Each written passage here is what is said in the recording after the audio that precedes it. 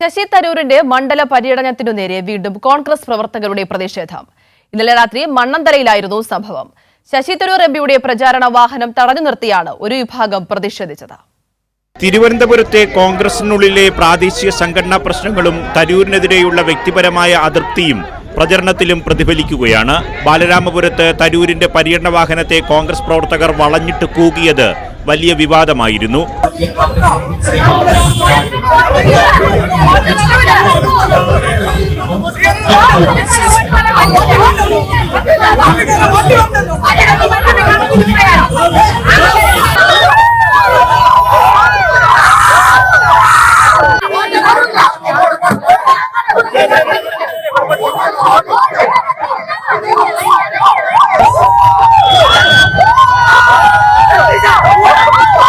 ഇതിനു പിന്നാലെയാണ് കഴിഞ്ഞ ദിവസം മണ്ണന്തലയിലും കോൺഗ്രസ് പ്രവർത്തകർ ശശി തരൂരിന്റെ പര്യടന വാഹനം തടഞ്ഞത്.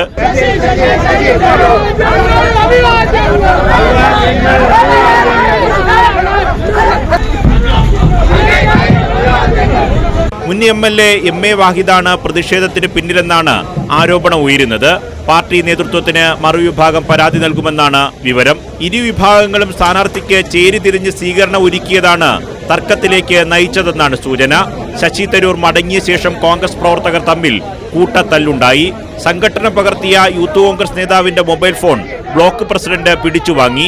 ഉള്ളൂർ ബ്ലോക്ക് പ്രസിഡന്റ് സനലാണ് മൊബൈൽ ഫോൺ പിടിച്ചുവാങ്ങിയത്. ഇതിനെതിരെ പോലീസിൽ പരാതി നൽകുമെന്ന് മറുവിഭാഗം നേതാക്കൾ പറയുന്നു. കൈരളി ന്യൂസ്, തിരുവനന്തപുരം.